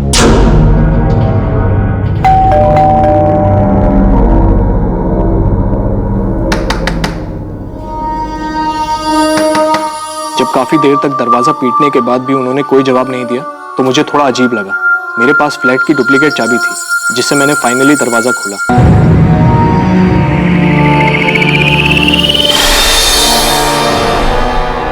लेकिन अंदर का नजारा देखकर मैं हैरान रह गया। पूरा घर बिखरा पड़ा था। शाहिद, अदिति। मैंने अंदर जाकर भी देखा, लेकिन दोनों अदिति और शाहिद वहां नहीं थे। सर, मैंने शाहिद का फोन भी ट्राई किया था, लेकिन वो बंद था। मुझे समझ नहीं आ रहा था कि वहां हुआ क्या था। तुम्हें अपने दोस्त की इतनी चिंता थी, तो फिर पुलिस को फोन क्यों नहीं किया? घर इतनी बुरी तरह से तहस नहस था, तो तुम्हें लगा नहीं कि कोई बड़ी बात हो सकती है? वो दोनों किसी मुसीबत में हो सकते हैं। सर, मैं डर गया था घर को उस हालत में देखकर। और फिर अगर घर के मकान मालिक को ये बात पता चल जाती कि मैंने ऐसे ही ये घर किसी को दे दिया, तो मैं बहुत प्रॉब्लम में फंस जाता सर। इसलिए 2 दिन तक मैंने किसी को कुछ नहीं कहा। फिर मुझसे रहा नहीं गया सर। मैं पुलिस के पास आने ही वाला था कि शाहिद का फोन मुझे आया। 2 दिन बाद, यानी कि 12 तारीख को। लेकिन अदिति का मर्डर तो 11 तारीख की रात को हुआ था। और शाहिद का फोन तो बंद था। इनफैक्ट 12 सितंबर की सुबह को कुछ सेकंड के लिए उसने अपना फोन ऑन किया था, लेकिन उस बीच उसने कोई कॉल नहीं किया। हाँ मैम, उसने अपने मोबाइल से नहीं, किसी अनजान नंबर से कॉल किया था। मनोज, वो लोग अदिति को उठा के ले गए। अरे कौन ले गया, कहाँ ले गया? उस दिन घर में हुआ क्या था शाहिद? मैं उसको प्रॉमिस किया था मैं उसे कुछ नहीं होने दूंगा, लेकिन मैं उसको नहीं बचा पाया मनोज। नहीं बचा पाया मतलब? क्या हुआ अदिति को? तुम दोनों ठीक तो हो ना? मुझे उसके बगैर नहीं जीना मनोज। कोई मतलब नहीं है जीने का उसके बगैर। Hello Shahid, hello sir. मैंने फिर से उस नंबर पर कॉल किया तो पता चला वो नोएडा के किसी पीसीयू का नंबर है। मैं बहुत डर गया था सर, मुझे कुछ समझ नहीं आ रहा था। मैंने तो दोस्ती यारी में उसकी मदद की थी, पर इस झमेले में और नहीं फंसना चाहता था। इसीलिए मैंने किसी को कुछ नहीं बताया। अच्छा, शाहिद ने जब उस दिन तुम्हें फोन किया और कहा कि कुछ लोग अदिति को उठाकर ले गए, क्या लगता है तुम्हें शाहिद किसकी बात कर रहा है? पता नहीं सर, उसने किसी का नाम तो नहीं बताया, पर हाँ उसने एक बार बताया था कि अदिति के घर वाले काफी रूढ़िवादी किस्म के लोग थे। मुझे पता नहीं, पर उस दिन शाहिद से बात करके मुझे सबसे पहला ख्याल अदिति के घर वालों का आया। पूरी संभावना थी कि अदिति की तरह शाहिद को भी मार दिया गया था। शायद वो आरोपी नहीं बल्कि पीड़ित था। ये केस अब ऑनर किलिंग का नजर आने लगा था। पर अब सवाल यह था कि ये घिनौना खेल किसके परिवार द्वारा रचा गया था, अदिति या फिर शाहिद? असम के कॉल रिकॉर्ड्स आ गए? नहीं सर, अभी तक नहीं आए, पर हमारी नजर 24 घंटे उस पर है। सर, मनोज को जिस पीछे से कॉल आया था वहां कोई सीसीटीवी नहीं है। दुकानदार को भी कॉलर का चेहरा याद नहीं है। हमने उसे शाहिद की फोटो भी दिखाई, पर वो पहचान नहीं पाया। मनोज की बात से तो ये ऑनर किलिंग का ही केस लग रहा है। एक काम करो, अदिति के ताऊ जगमोहन और पिता सुभाष, इन दोनों को भी कॉल रिकॉर्ड्स निकालो। हो सकता है इन दोनों ने ये काम किया हो और पूरे चांसेस हैं कि इस केस में सुपारी दी गई हो।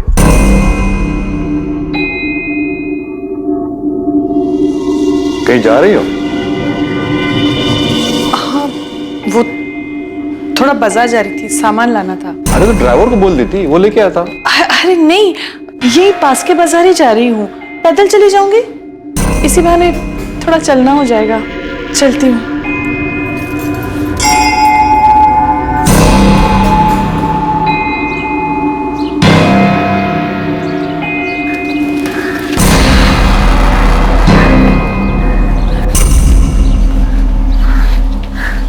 सोनाली, माँ,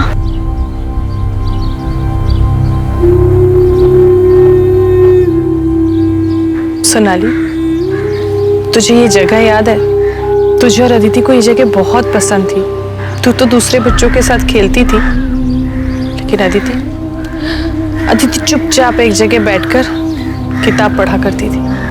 मैंने जो किया उसके लिए अब तक नाराज हो आप मुझसे, या आप पापा से डरती हैं कि उन्हें पता चल गया तो बवाल मचा देंगे? सोनाली, ये सब इतना आसान नहीं है।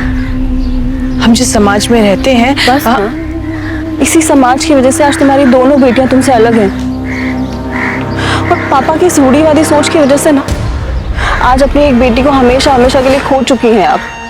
घर में अगर कम से कम आपने अदिति को समझने की कोशिश की होती ना, तो इस तरह घर से भागी नहीं होती। शायद उसके अकेलेपन का सहारा इसीलिए बन पाया क्योंकि हम लोग, उसका परिवार उसको समझ ही नहीं पाए, और इन्हीं सभी बंदिशों की वजह से उसने ये बगावत की थी। लेकिन इस बगावत का क्या फायदा? आखिर सजा तो उसे ही भुगतनी पड़ी ना। इसका मतलब अदिति की मौत उसकी बगावत की सजा थी। माँ मुझे सच सच बताओ, क्या अदिति को मरवाने में पापा का हाथ था? मुझे नहीं पता सोनाली, और सच पूछो तो मैं जानना भी नहीं चाहती। इसका क्या मतलब है माँ? आप कुछ जानती हैं? अदिति की मौत के बारे में आप कुछ जानती हैं?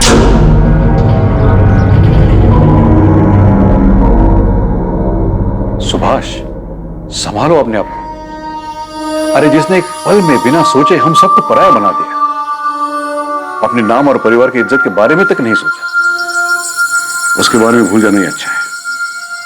भैया, आप जिसकी बात कर रहे हो मेरी बेटी है। सुभाष, अदिति मेरी भी बेटी थी। मेरे लिए भी ये सब करना आसान नहीं है, लेकिन अपने परिवार और प्रतिष्ठा बनाए रखने के लिए हमने जो फैसला लिया है वो बिल्कुल सही है।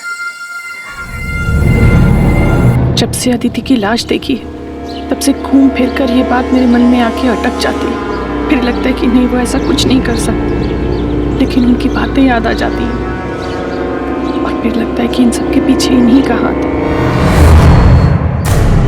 हाँ, ये सच है कि 3 साल पहले जब सोनाली घर से भाग गई तो मैंने कुछ लोगों को पैसे दिए, उन्हें सोनाली के पीछे भेजा था, लेकिन उसे मारने के लिए नहीं, बल्कि उसे वापस घर लाने के लिए। बाप हूं मैं उसका, कसाई नहीं हूं। इससे पहले कि वो भानु से शादी कर ले, मैं एक आखिरी कोशिश करना चाहता हूं। पहली बार सोनाली आपके हाथ से बच के निकल गई, आप कुछ नहीं कर पाए, लेकिन इस बार अदिति के वक्त आप कोई चांस नहीं लेना चाहते होंगे। वैसे भी अदिति आपकी सगी बेटी तो थी नहीं। जब अदिति और शाहिद आपके पास आशीर्वाद लेने आए होंगे तो आपका खून तो खोला ही होगा। मैं अदिति पर गुस्सा नहीं था, उसकी नादानी पर हैरान था।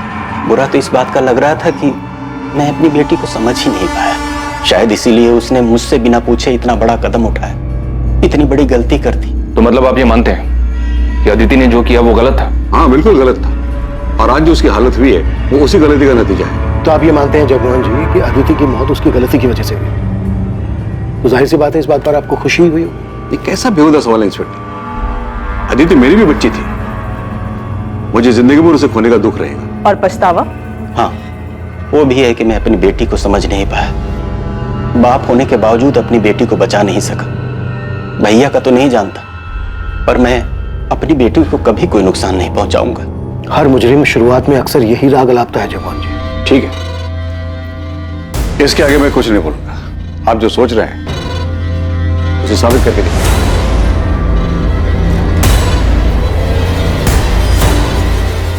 पॉसिबल है अदिति के ताऊ जगमोहन ने ही अदिति और शाहिद दोनों की सुपारी दी।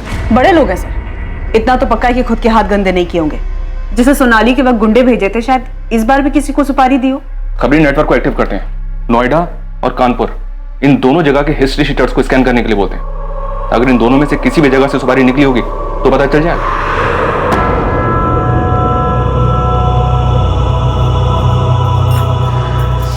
नुसरत बेटा, मैं समझती हूँ जो कुछ भी हुआ उसके बावजूद शाहिद तुम्हारा शौहर है, तुम्हें उसकी याद तो आती होगी, लेकिन जो गलती शाहिद ने की ना वो माफी के लायक नहीं थी। मैंने वही किया जो मुझे सही लगा। यही तो मुश्किल है ना अम्मी, आप सब ने वही किया जो आप सबको सही लगा। आपको सही लगा तो आपने शाहिद की मर्जी के बगैर उनका निकाह हमसे करवा दिया। शाहिद को सही लगा तो उन्होंने मुझे बिना बताए अपना जीवन साथी चुना। आपको सही लगा तो आपने उनको घर से निकाल दिया। असलम को सही लगा तो उन्होंने, इन सब में मैंने तो अपना सब कुछ खो दिया ना। ना आज मेरे पास शौहर है, ना आज मेरे पास औलाद है। अरे मुझे तो ये तक भी नहीं पता कि शायद जिंदा है या नहीं। अम्मी, अगर आज तक आप सब कुछ सही करती आई तो मेरे साथ गलत कैसे हो गया? कुछ समझ में नहीं आ रहा है। इतने सारे सस्पेक्ट्स हैं पर किसी के खिलाफ भी कोई पुख्ता सबूत नहीं मिल रहा है। सर, अदिति के ताऊ जगमोहन रावत, पिता सुभाष रावत और प्रोफेसर विनीत अग्रवाल, इन सबके कॉल रिकॉर्ड स्कैन किए, सब क्लियर है सर। पर ये असलम के कॉल रिकॉर्ड में से गड़बड़ दिखाई दे रहा है। 10 और 11 सितंबर को इसका फोन स्विच ऑफ था। उसे अदिति और शाहिद के नोएडा जाने के बारे में खबर मिल गई होगी। उसने इन दोनों का पीछा किया होगा और मौका देखते ही मर्डर कर दिया होगा, और इस दौरान जानबूझकर अपना मोबाइल फोन बंद रखा होगा ताकि उसकी लोकेशन किसी को पता न चल पाए। तो शाहिद का दोस्त मनोज गोयल, जिसने शाहिद और अदिति को लास्ट टाइम देखा था, वो भी रायबरेली से है। सर, शायद मनोज भी असलम को जानता हो, उसे आइडिया हो कि असलम नोएडा आया था या नहीं। बात करो मनोज। और मैं असलम को उठाता हूँ सर। पता नहीं क्यों मुझे ऐसा लग रहा है कि हम कोई लिंक मिस कर रहे हैं। कुछ तो है जो सही नहीं बैठ रहा है कि अदिति का कातिल खेल खेल रहा है हमारे साथ। है हिम्मत मुझ में पर उम्मीद थोड़ी कम, कर दे दो तुम साथ तो साथ उड़ जाएं हम। Very nice, it's actually very nice. एक काम करना, अपने इस असाइनमेंट का एंड तुम इसी पोएम से करना। इनफैक्ट तुम ये पोएम पूरी क्लास के सामने सुनाओगे। नहीं सर, अब आपके सामने बोल लिया पर सबके सामने नहीं बोल पाऊंगी। अरे क्या हुआ, जैसे मेरे सामने बोला वैसे सबके सामने बोलना। डोंट गेट स्कैर्ड, मैं हूं ना। आपकी बात अलग है सर, आप शायद ऐसे इकलौते इंसान हैं जिसके सामने मैं ऐसे पोयम सुना पाई, क्योंकि मैं आपके साथ बहुत कंफर्टेबल फील करती हूँ। झूठ बोला था तुमने। मैं इकलौता नहीं था, कोई और भी था।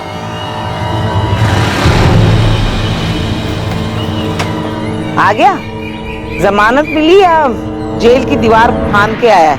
ताना मारने की जरूरत नहीं है, पता है मुझे। पुलिस को आप ही ने चुगली की होगी। आपको लगता है अदिति और शाहिद को मैंने मारा? मुझे किसी को चुगली करने की जरूरत नहीं बच्चे, लेकिन हाँ, अगर मुझे पता चला कि तूने मेरे शाहिद के साथ कुछ किया है तो मैं पुलिस के पास जरूर जाऊंगी, लेकिन तुझे मारने के बाद। हाँ मैडम, शाहिद के साले का नाम असलम है, पर मुझे ये नहीं पता कि असलम शाहिद से गुस्सा था या नहीं। मैं उससे कभी नहीं मिला और कुछ पता है असलम के बारे में कि 10 और 11 तारीख को वो नोएडा में था या नहीं था? पता नहीं मैडम, पर असलम ने कुछ किया क्या? शाहिद के बारे में कुछ पता चला कि वो कहाँ है? मैम वो मिल तो जाएगा ना? मैम कभी कभी लगता है कि अदिति की तरह कहीं वो भी। मनोज, अभी इस बारे में कुछ पता नहीं चल पाया, लेकिन अगर तुम्हें कुछ पता चलता है या कुछ याद आता है तो हमें फौरन बता। जी मैडम। ये क्या तमाशा लगा रखा है आप लोगों ने?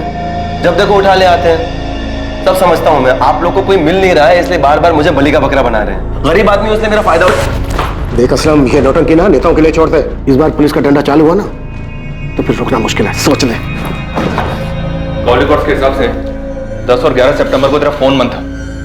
फोन क्यों बंद था तेरा? कहाँ था 2 दिन? यहाँ नोएडा शाहिद के पीछे आया था ना तू? नहीं सर, दोनों दिन मैं अपने घर पर ही था। मेरा फोन खराब हो गया था इसलिए बंद था, और मैं बीमार था इसलिए फोन ठीक करवाने बाहर नहीं जा पाया। इन 2 दिन में तेरे साथ था कोई जो तेरी इस बात को कंफर्म कर सके? ये इत्तेफाक नहीं हो सकता असलम कि जिस रात अदिति का मर्डर हुआ उस रात तेरा फोन भी खराब था। बल्कि सच ये है कि फोन तूने जानबूझ के बंद रखा था ताकि ये पता ना चल सके कि तू इधर नोएडा में था। बच गया तू असलम। बेहतर तेरे लिए यही है जो भी सच है वो गलत है, नहीं तो ऐसा बीमार करेंगे कि जिंदगी में कभी ठीक नहीं हो पाएगा। सोच ले। असलम को बुरी तरह से तोड़ा, लेकिन अभी वो वही रट लगाया हुआ है कि 10 और 11 सितंबर को रायबरेली में ही था। इस बात के कोई सबूत नहीं है और ना ही उसकी बहन को इसके बारे में कुछ पता है ठीक से। सर, अदिति के मर्डर में असलम के हाथ होने के पूरे चांसेस हैं, लेकिन असलम के खिलाफ अभी सारे सबूत सर्कमस्टेंशियल है। सबूत करने के लिए हमारे पास कुछ सॉलिड होना चाहिए। साहब, मैं देता हूँ ना सॉलिड खबर। कल शाम को मैं नोएडा हाईवे के ढाबे पे बैठा हुआ था। उस वक्त वो अपना हिस्ट्री सीटर है ना मोंटी, वो भी वहां पर आया हुआ था। अब क्या बताऊं दोस्त, आजकल लोगों को जुर्म की कदर ही नहीं है। साला पूरे नोएडा में रेड गिर गया, इसलिए ना मैंने अब बाहर का काम उठाना शुरू कर दिया। अभी कानपुर का काम उठाया था। बड़ा काम था क्या मोंटी भाई? अबे जबरदस्त काम था, एकदम जासूस टाइप का। पेमेंट सुनेगा ना तो साला दबके ही मर जाएगा। एक हिंदू मुस्लिम जोड़े को ढूंढने का काम था। सालों ने भाग के शादी की थी। तो काम हो गया था? अबे मोंटी शैम्पू कोई काम ले और वो होना, ऐसा होएगा कभी? उठा लो मोंटी को। अब ये मोंटी बताएगा कि इसने कैसे किया और किसके कहने पर किया। चल बोल, वो हिंदू मुस्लिम जोड़ा कौन है और उनका पता लगाने के लिए तुझे किसने भेजा था? बोल। अबे बोल। बाल नहीं साहब, सब बाल छोड़ दो साहब, प्लीज बाल छोड़ दो। आजकल फैशन में है ना, बिना बाल वाले हीरो की फिल्में ज्यादा हिट हो रही। चल बेटा, तुझे डायरेक्ट हीरो बनाते हैं। यादव, जरा कैंची तो लेकर। सब बाल नहीं साहब, सब बताता हूँ मैं, बताता हूँ। सब लड़की का नाम अदिति रावत और लड़के का नाम शाहिद बेग था।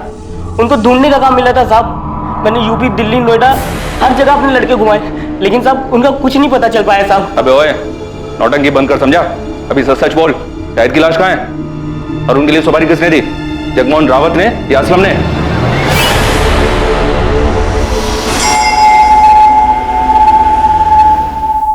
देखिए, बात को घुमाइए मत, सीधे सीधे बोलिए कि आपको लगता है मैंने अदिति को मारा है और आप मुझे गिरफ्तार करने आए। हम आपको नहीं, आपके भाई को गिरफ्तार करने आए।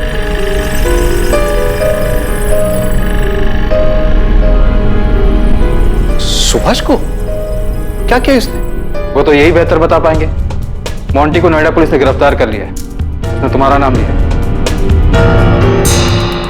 साहब 10 सितंबर को सुभाष रावत ने मुझे फोन किया था साहब। डन साहब, काम हो जाएगा, दोनों को ढूंढ लूंगा मैं। मेरे आदमी हर जगह काम होते मैं आपको बता दूंगा। उसके आगे क्या करना है साहब, आप ये बताइए मुझे। उसके बाद क्या करना है मिलने के बाद बताऊंगा। उनके मिलते ही मुझे फोन करना, तुरंत। आपको देखकर ऐसा लगा नहीं कि आप इतने पहुंचे हुए निकलेंगे। एक हिस्ट्री शीटर से कांटेक्ट करके आपने उसे सुपारी भी दे दी। मैंने मोंटी को सुपारी अदिति को बचाने के लिए दी थी, उसे मारने के लिए नहीं। भैया बहुत गुस्से में थे और मुझे डर था कि कहीं वो उस गुस्से में अदिति को कोई नुकसान न पहुंचा दे। बेवकूफ समझ रहे हैं आप। देखिए, जो भी सच है बता दीजिए। सच उगलवाने के लिए हमें हमारे तरीके आजमाने पर मजबूर मत कीजिए। मैं सच बोल रहा हूं सर, आप मोंटी से पूछ लीजिए। क्या मैंने एक बार भी उसे अदिति या शाहिद को मारने के लिए कहा था? नहीं, मैंने उसे उन दोनों को ढूंढने के लिए कहा था। इसके बाद की प्लानिंग मैं पहले ही कर चुका था। मैं उन्हें सबसे छुपाकर चेन्नई भेजने वाला था, अपने दोस्त वेंकटेश मूर्ति के पास। वो मेरा कॉलेज का फ्रेंड है और मैं उसे अच्छी तरह से जानता हूं, मुझे उस पर भरोसा था, इसलिए मैंने सारी बातें उसे पहले ही बता दी थी। लेकिन इससे पहले कि मोंटी अदिति का पता लगा पाता, हमें अदिति की लाश मिलने के बारे में पता चला। अगर आपको फिर भी यकीन नहीं है तो आप वेंकटेश से पूछ लीजिए, उसका नंबर है मेरे पास। अदिति का मर्डर 11 तारीख को और 12 तारीख को शाहिद ने अपने दोस्त को फोन किया था कि कुछ लोग अदिति को उठाकर ले गए। मनोज, वो लोग अदिति को उठा के ले गए। आपको क्या लगता है शाहिद का दोस्त आपके भाई जगमोहन की बात कर रहा था? मुझे अंदाजा ही नहीं था कि मेरा अपना भाई मेरे बारे में इतनी घटिया सोच रखता है। ज्योति, तुम्हें भी ऐसा ही लगता है? ओह, तो आज मेरे समझ में आया कि मेरा परिवार मेरे बारे में क्या जानता है, क्या समझता है। क्योंकि आपने कभी किसी को समझने का मौका ही नहीं दिया ना। सुभाष, मैंने हर फैसले में तू मेरे साथ खड़ा था। मैंने कभी कोई फैसला अकेले में नहीं लिया है। हम लोग भाई है सुभाष, हमारी परवरिश, हमारी सोच एक सी है। अदिति के देर से घर आने से लेकर उसके जीन्स पहनने, लड़कों के साथ बात करने, पढ़ाई के लिए बाहर जाने तक तुझे भी हर बात खटेती थी जितनी कि मुझे। और अगर ऐसा नहीं था तो तूने मुझे टोका क्यों नहीं? क्योंकि तू भी वही चाहता था। फर्क सिर्फ इतना है कि तूने हर बार बंदूक मेरे कंधे पर रखकर चलाई। अदिति और शाहिद की शादी से तुझे भी उतना ही बुरा लगा था जितना कि मुझे। क्या पता तूने मोंटी को उन्हें बचाने के लिए भेजा था या मारने के लिए। आप कह रहे हो कि मैं खुद अपनी बेटी को मरवाऊंगा? अच्छा, अपनी बेटी? आज जब तेरी अपनी बेटी की बात आई तो तूने बिना सोचे समझे मुझ पर उंगली उठा दी। सुभाष, एक ही सिक्के के दो पहलू है हम। फर्क सिर्फ इतना है कि हमारे चेहरे अलग अलग हैं। तूने मुखौटा पहन रखा है और मेरा सच सबके सामने है। जब शक दिलों में घर कर जाता है तो रिश्तों में भी दरारें पड़ने लगती हैं। और यहां भी ऐसा ही हो रहा था। सभी एक दूसरे पर शक कर रहे थे, आरोप लगा रहे थे, लेकिन दावे के साथ किसी के पास भी कहने के लिए कुछ नहीं। आखिरकार पुलिस को एक ठोस सुराग मिलने वाला था। कातिल के चेहरे पर से मुखौटा उतरने वाला था।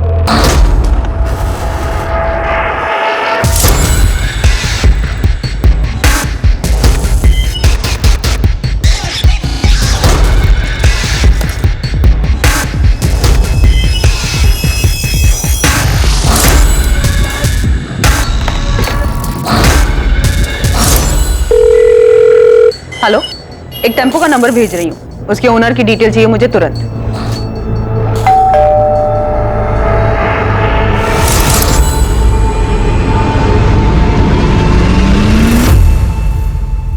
मैं जानता हूं तुम्हारी मां तुमसे छुप कर मिलती है। तुम्हारे लिए अच्छा ही होगा तुम हमारे परिवार से दूर रहो और ये बात दोबारा मुझे दोहरानी न पड़े।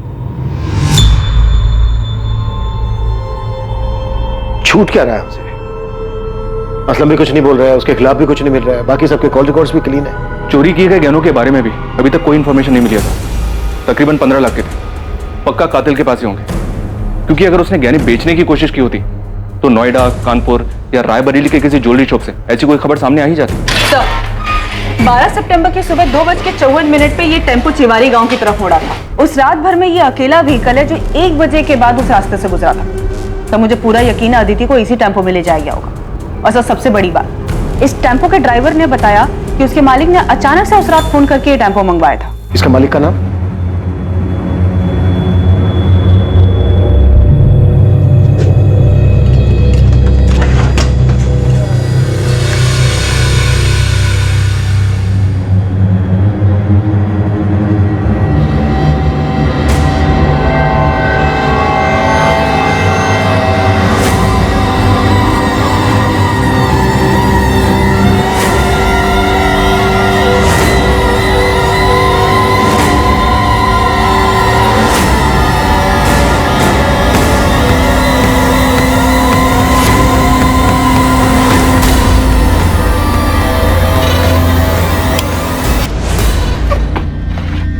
अरे अरे अरे अरे, दुल्हन क्यों बन रहा है? एक बार तेरी शक्ल तो देखने दे ठीक से। अड़ा तो तू है, ससुराल से बुलावा है तेरी, वहां चलकर चाहे जितनी मर्जी शर्मा लेना। चलो सर, ये अदिति की ज्वेलरी लग रही है। साहब मैंने कुछ नहीं किया साहब। अबे चुप, वो टेम्पो मिल गया हमें जिसमें तू अदिति की लाश को लेकर गया था जंगल में। अभी सीधी तरह से ये बोल, शाहिद की लाश को कहां ठिकाने लगाया तूने? ए रुक, कौन है तू? रुक इधर। पकड़ो इसे।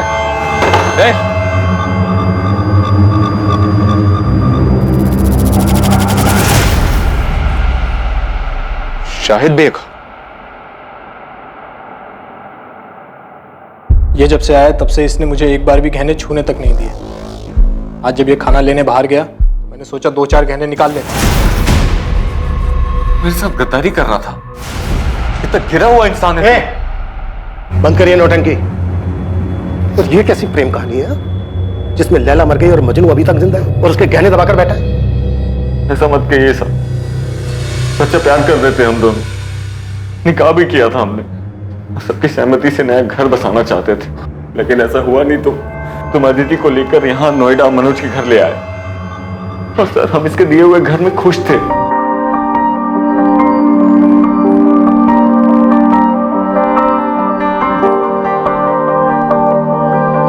खुश तो हो ना तुम? मैं बहुत खुश हूँ। हम दोनों साथ हैं, यही काफी है। क्या बन रहा है भाई खाने में? मैं बस रोटियां बना रही हूँ, आप दोनों खाने बैठ जाइए। खुश तो हो ना तुम दोनों यहाँ? हाँ यार, तेरी वजह से कम हम दोनों के सर के ऊपर छत तो है, वरना पता नहीं हम दोनों कहाँ कहाँ भटकते रहते हैं। मैं प्लेट्स लगाता हूँ।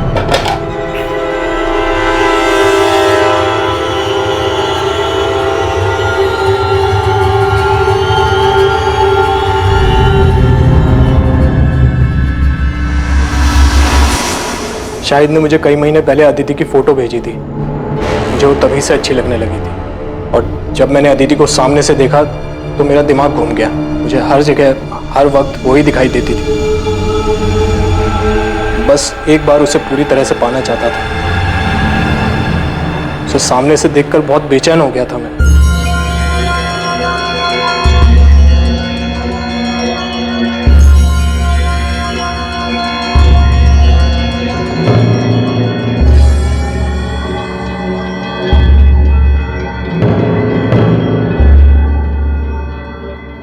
मनोज भैया, शाहिद बस 5 मिनट में ना कर आएगा, तब तक आप चाय पीजिए।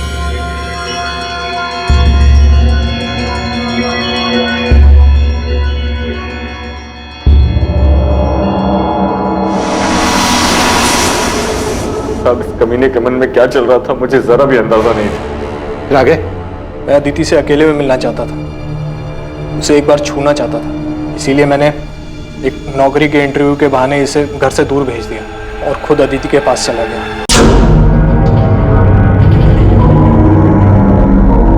हो गया अदिति? हाँ, बस 2 मिनट।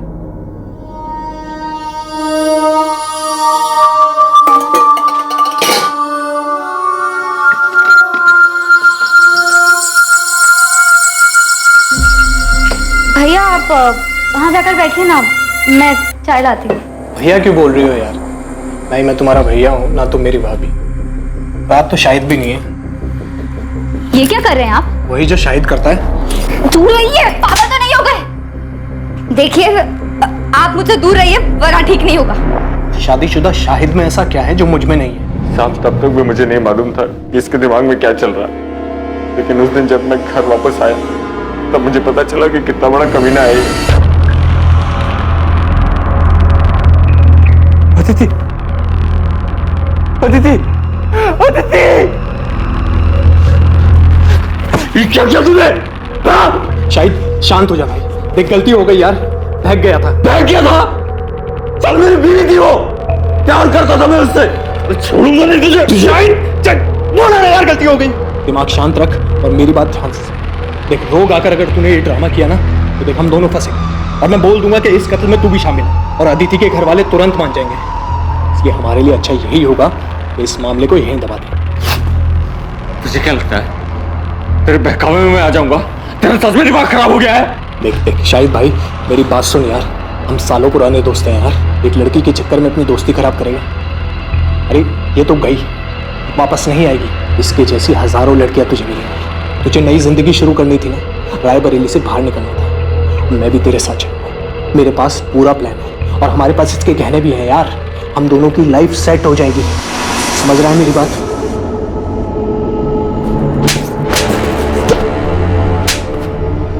जिस लड़की ने तेरे लिए अपना घर छोड़ा, परिवार छोड़ा, ऐशो आराम छोड़ा, कुछ नहीं देखा तेरे सामने, उस लड़की की मौत से तू 5 मिनट में उबर गया। ये प्यार था तेरा अदिति के लिए? क्या करता सर मैं, आप ही बताइए। अदिति तो मर गई थी, वापस नहीं आने वाली, इसलिए मनोज जैसा कहता रहा मैं वो करता रहा।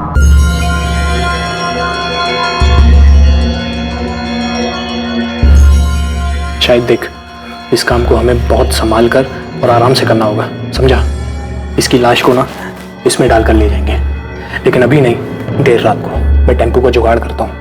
मेरी दुकान में एक आदमी काम करता है जिसके पास पुराना टेम्पो है। अदिति की लाश को ठिकाने लगाने के बाद तू अपना फ़ोन ऑफ कर देना और फिर 2 दिन बाद अपना फ़ोन ऑन करना, सिर्फ कुछ सेकंड के लिए। और फिर अदिति की लाश को हम जंगल में फेंककर घर वापस आ गए। साले तू अदिति से प्यार करता था, 5 मिनट में उसके कातिल के प्लान में शामिल हो गया ताकि तू अदिति के पैसों से एक सुकून भरी जिंदगी शुरू कर सके। मैं इसके बहकावे में आ गया था। मैं सच कह रहा हूँ, उसकी मौत का मुझे अभी भी बहुत अफसोस है। मैंने अपनी पूरी जिंदगी में तेरे जैसा स्वार्थी आदमी नहीं देखा। क्या नहीं था तेरे पास? हाँ? क्या नहीं था तेरे पास? एक समझदार बीवी थी, बेहद प्यार करने वाली अदिति थी, लेकिन सच ये है कि तू इनमें से किसी के लायक नहीं था।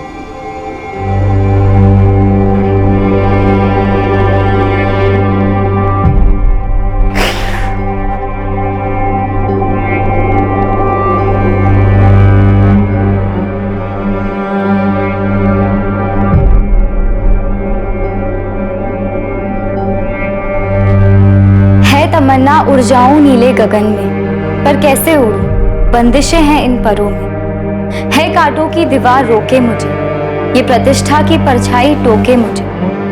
है अरमा छू लूं सितारों को, तोड़ दूं इन बंदिशों इन दीवारों को। है हिम्मत मुझ में पर उम्मीद थोड़ी कम है, कर दे दो तुम साथ तो साथ उड़ जाएं। झूठ का पर्दाफाश अक्सर इंसानी मंसूबों का भद्दा चेहरा सामने ले आता है। मुखौटा उतरते ही सच्चाई अपने आप सामने आ जाती है और इंसान की स्वार्थी, घिनौनी और लालची मंशाओं पर रोशनी पड़ जाती है। लेकिन इससे ज्यादा खौफनाक हकीकत इंसान के अंदर छुपा हुआ अंधकार है, जिससे वो खुद भी वाकिफ नहीं होता और जिसका आभास उसे जिंदगी की मुसीबतों के साथ जूझते हुए ही होता है। शायद भी अपने भीतर छुपे अपने इस खतरनाक रूप को शायद नहीं पहचानता था।